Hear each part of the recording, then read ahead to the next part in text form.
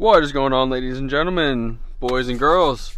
We are about 5 subscribers away from me giving away this beautiful 1996 American Silver Eagle. So hit the subscribe button, hit the like button. But hey, today gold and silver were supposed to benefit from a lot of this chaos, but today both got slammed. So what has changed? In this video, I'm breaking down why oil, inflation fears, treasury yields, and the dollar mattered more than safe haven demand, and what that could mean for stackers and traders, guys. So stay tuned as we head into the charts. We do see this inverse head and shoulders. Let's go over here to our spot prices. Currently, gold sitting at 43.88, silver is at 68.04, and so that's currently where our spot prices are at. Platinum's at 18.28, palladium is at 13.55. Gold fell sharply to roughly 43.84, while silver dropped to 67.71 today. Reuters also noted U.S. gold futures settled near 43.76, and silver was off about 5% intraday at its lowest. But why metals fell even with geopolitical risk? Normally, war risk helps gold first and sometimes silver later. But this time, markets are focused on oil-driven inflation, which makes it less likely the Fed will cut sooner than later. High rates and yields increase opportunity costs of holding metals, especially gold. The dollar and the yields are the immediate pressure points. Reuters said the dollar firmed and treasury yields rose as oil surged and markets reassessed inflation. Barron's reported the 10-year treasury yield around 4.415% and the 2-year around 3.983. That's the kind of setup that can put pressure on precious metals very, very quickly.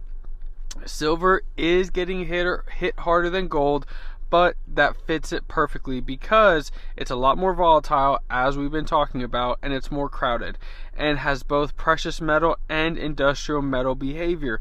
Reuters reported the Silver Institute expects a 6th straight structural deficit in 2026, but also sees industrial demand 2% to 650 million ounces and physical investment up 20% to 227 million ounces. That means the long-term supply-demand backdrop is still supportive even while price is volatile. So even though demand fell a little bit, on the industrial side, on the investment side, it has actually risen. So that structural play is still there. This looks like a liquidity positioning event, not necessarily a broken long-term thesis. So we are still very, very firm on our thesis.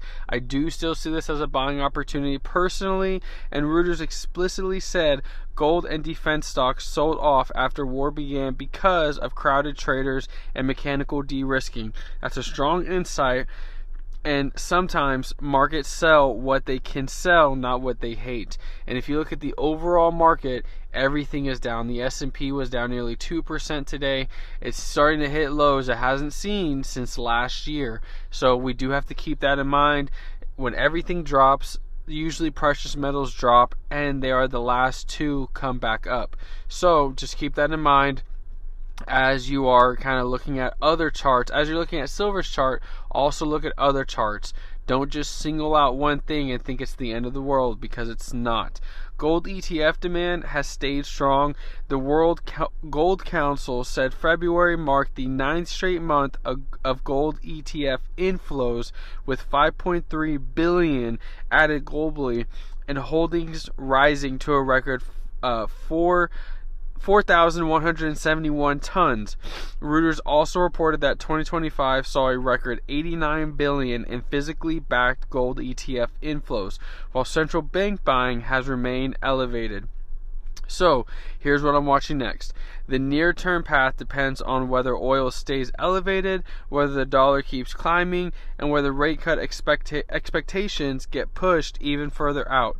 March 20 to 25th poll found most economists now expect no rate cut until at least September of 2026, and the Fed's own median projection showed just one cut this year.